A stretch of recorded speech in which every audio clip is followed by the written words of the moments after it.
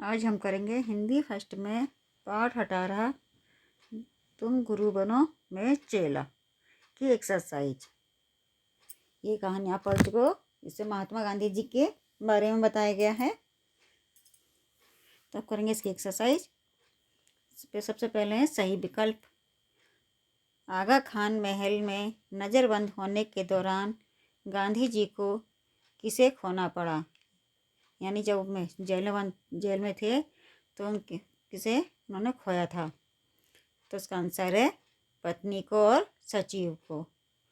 तक्का और ग दोनों। फिर अगला प्रश्न है आगा खान महल में गांधी जी के स्वास्थ्य बिगड़ने का क्या कारण था। तो दूसरा इसका आंसर है मलेरिया। उन्हें मलेरिया हो गया था। फिर अगला प्रश्न गांधी जी की बीमारी के कारण अंग्रेज सरकार ने क्या फैसला लिया। तो इसका आंसर है मुक्त करने का। फिर अगला प्रश्न सन 1944 में देश में कौन सा आंदोलन छिड़ा था। तो इसका आंसर है भारत छोड़ो आंदोलन। फिर अगला प्रश्न गांधी जी को अंग्रेजों ने किस शर्त पर रिहा किया था। तो बिना शर्त के, कोई शर्त नहीं थी। फिर अगला प्रश्न है गांधी जी ने मोची से चप्पल वापस लाने के लिए क्यों कहा। तो इसका आंसर है गांधी जी के पास मजदूरी देने के पैसे नहीं थे। फिर अगला प्रश्न है गांधी जी को चप्पल बनाना किसने सिखाया था। तो उत्तर है केलन बेक ने। ये तो हो गई एक सही विकल्प। अब है प्रश्नोत्तर जो आपको कॉपी में करने हैं। पहला प्रश्न है गांधी जी कहाँ नज़रबंद थे। तो इसका सही आंसर है गांधी जी पुणे के आगा खान महल में नज़रबंद थे। अगला प्रश्न है जेल में कौन सी बीमारी हो गई थी उन्हें। तो इसका उत्तर है जेल में उन्हें मलेरिया हो गया था। फिर प्रश्न है गांधी जी की पोती का नाम क्या था। तो उत्तर है मनु गांधी। अब अगला प्रश्न है मोची ने मनु से कितने पैसे मांगे। गांधी जी ने पैसे कैसे चुकाए। तो इसका आंसर है 8 आने। और गांधी जी ने चप्पल स्वयं बनाई। फिर अगला प्रश्न है गांधी जी चप्पल बनाना जानते थे। उन्होंने यह कला कहाँ से सीखी थी। तो इसका उत्तर है हाँ, उन्होंने चप्पल बनानी अपने जर्मन मित्र केलन बेक से सीखी थी। अब अगला प्रश्न है आगा खान महल गांधी जी के लिए किस प्रकार दुखदाई था। इसका उत्तर है गांधी जी का प्रिय सचिव महादेव देसाई चल बसे तथा उनकी पत्नी कस्तूरबा गांधी की भी मृत्यु हो गई। यह दुखद घटनाएं उनके साथ आगा खान जेल में नज़रबंदी के दौरान हुई। इसी कारण आगा खान महल गांधी जी के लिए दुखदायी था। फिर अगला प्रश्न है गांधी जी को बीमारी और कमजोरी से अंग्रेज सरकार क्यों घबरा गई। तो इसका उत्तर है अंग्रेज सरकार गांधी जी की बीमारी से इसलिए घबरा गई क्योंकि उन्हें लगा कि यदि गांधी जी जेल में ही चल बसे तो देश में विद्रोह हो जाएगा और उस विद्रोह की आग को बुझाना असंभव हो जाएगा। अगला प्रश्न है मजूरी तय की या महात्मा गांधी की जय, इस बात का क्या आशय था। तो इसका उत्तर है इसका आशय यह है कि चप्पल बनाने के बदले मनु गांधी ने पैसा तय किया था या बिना पैसे के ही चप्पल बनाने को दे दी। इसका अगला प्रश्न है मोची ने मनु बहन को चप्पल क्यों नहीं दी। तो उत्तर है मोची को जब पता चला कि चप्पल गांधी जी की है उसने मनु को चप्पल वापस देने से मना कर दिया। उसने कहा कि वह बिना पैसे के ही चप्पल बना देगा। अगला प्रश्न है, गांधी जी ने मोची के 8 आने कैसे चुकाए? तो उसका उत्तर है, गांधी जी ने मोची से कहा वह उन्हें चप्पल बनाना सिखाए। उन्होंने चप्पल सीखने के बहाने स्वयं अपनी चप्पलों की मरम्मत की। इस प्रकार गांधी जी ने मोची के 8 आने चुकाए। फिर अगला प्रश्न है, गांधी जी ने अपने कट्टर विरोधी जनरल स्मिथ्स की चप्पल को भेंट की। इस तथ्य से उनके विषय में क्या पता चलता है? तो इसका उत्तर है, गांधी जी ने कट्टर विरोधी जनरल स्मिथ्स को चप्पल भेंट की। इससे उनकी मिलनसार और सहायता की प्रवृत्ति का पता चलता है। गांधी जी उन्हें अपना मित्र मानते थे। अब अगला प्रश्न है, इस पाठ की विविध घटनाओं से गांधी जी की निम्नलिखित विशेषताओं का पता चलता है। गांधी जी तन और मन दोनों से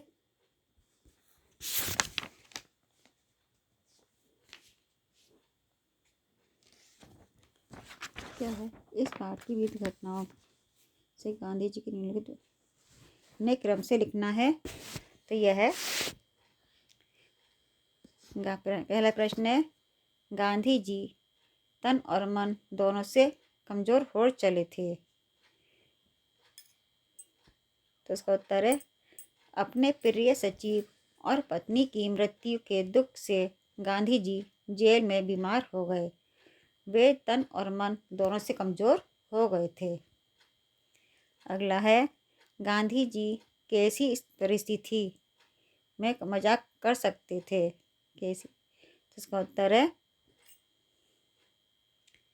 जेल अधीक्षक कर्नल भंडारी ने जब उनकी रिहाई के बारे में बताया तो गांधी जी ने कहा, आप मजाक तो नहीं कर रहे हैं? उन्होंने मजाक करते हुए कहा, मेरे रेल किराए का क्या होगा? और अगला है, गांधी जी श्रम का महत्व व मोल जानते थे। तो इसका उत्तर है, गांधी जी अपनी टूटी हुई चप्पलों की स्वयं मरम्मत की। इससे उनके परिश्रमी होने का पता चलता है। फिर गांधी जी स्वाभिमानी थे। तो इसका उत्तर है, गांधी जी मोची के से जूते नहीं बनवाए क्योंकि उनके पास पैसा नहीं था, इसलिए उन्होंने स्वयं जूतों की मरम्मत की। इससे उनके स्वाभिमानी स्वभाव का पता चलता है।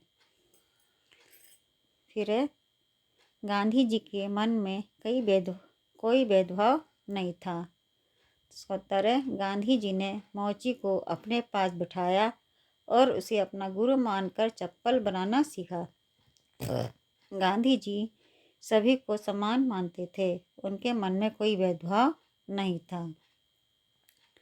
फिर है, गांधी जी किसी को अपना शत्रु नहीं मानते थे। तो गांधी जी ने अपने कट्टर राजनीतिक विरोधी जनरल स्मिथ्स को चप्पल भेंट की। उनके मन में जनरल के प्रति कोई ईर्ष्या नहीं थी। वे सभी को अपना मित्र मानते थे। अब किसने किससे कहा?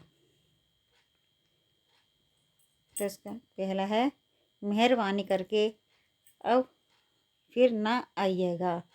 यह कहा था कर्नल भंडारी ने गांधी जी से कहा। और दूसरा वाक्य है, मरम्मत के लिए मोची को दे आई हूँ। यह मनु गांधी ने गांधी जी से कहा। फिर अगला प्रश्न है, तुम मेरे गुरु बनो, मैं तुम्हारा चेला बनूं। यह गांधी जी ने मोची से कहा। यह मेरी पहली बोहनी है। यह मोची ने मनु गांधी से कहा। ठीक है। अब यह दिए गए संकेतों के आधार पर निबंध लिखो, यानी महात्मा गांधी पर निबंध लिखना है। जो इस प्रकार इसमें लिखा हुआ है, मोहनदास करमचंद गांधी को संसार महात्मा गांधी के नाम से जानता है। हर भारतवासी उनके नाम से परिचित है। उनका जन्म गुजरात के पोरबंदर नगर में 1869 ईस्वी में हुआ था। प्रारंभिक शिक्षा भारत में पाने के बाद उन्होंने इंग्लैंड से बैरिस्टरी की परीक्षा पास की। भारत लौटकर वे वकालत करने लगे। पोरबंदर में धनी व्यवसायी दादा अब्दुल्ला सेठ के कुछ मुकदमे दक्षिण अफ्रीका में चल रहे थे। उन मुकदमों की पैरवी करने के लिए अब्दुल्ला सेठ गांधी जी को मई 1893 में अफ्रीका ले गए। वहाँ भारतीयों की दुर्दशा देखकर गांधी जी ने उनके उद्धार के लिए आंदोलन चलाया। वह आंदोलन बिल्कुल नए ढंग का था। इस आंदोलन का नाम उन्होंने सत्याग्रह रखा। अफ्रीका में भारतीयों को सत्याग्रह का मंत्र सिखाकर गांधी भारत आए। यहाँ भी उन्होंने अहिंसा पर आधारित सत्याग्रह का पाठ भारतीयों को सिखाया। फलस्वरूप हमें 15 अगस्त 1947 को आज़ादी मिली। महात्मा गांधी की मातृभाषा गुजराती थी, लेकिन उन्हें हिंदी को राष्ट्रभाषा का दर्जा दिया और अपने अधिकांश भाषण हिंदी में ही दिए। सन 1918 के हिंदी साहित्य सम्मेलन के अधिवेशन के वे सभापति बने। उन्होंने दक्षिण भारत में हिंदी प्रचार की बृहद योजना बनाई। वे हमेशा कहते थे, स्वदेश अभिमानी को स्थिर रखने के लिए हमें हिंदी सीखनी चाहिए। महात्मा गांधी रामकृष्ण, बुद्ध, ईसा, मोहम्मद आदि महान विभूतियों की परंपरा में थे। सन 1948 में एक धर्मांध ने गोली मारकर उनकी हत्या कर दी। अभय भाषा बोधन। पढ़ो, समझो और लिखो। राम ने रावण पर उपकार किया,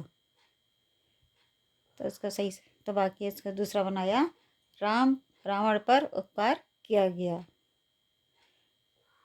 फिर रवि ने सुलभा को ऋण दिया, सुलभा को ऋण दिया गया।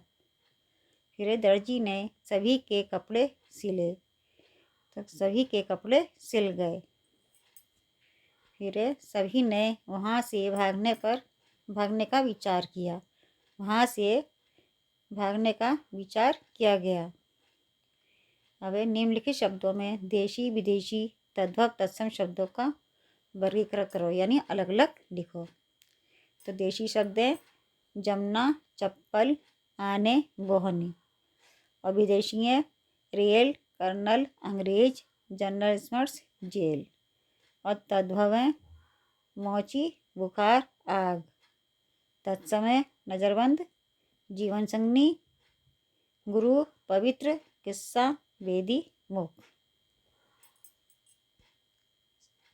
ठीक। अब यह आपको कुछ बाकी दिए गए, उसमें विराम चिन्ह लगाइए। सोच समझ कर विराम किस पे कौन सा चिन्ह लगेगा। जैसे सदा सत्य बोलो, इस पर लगेगा पूर्ण विराम।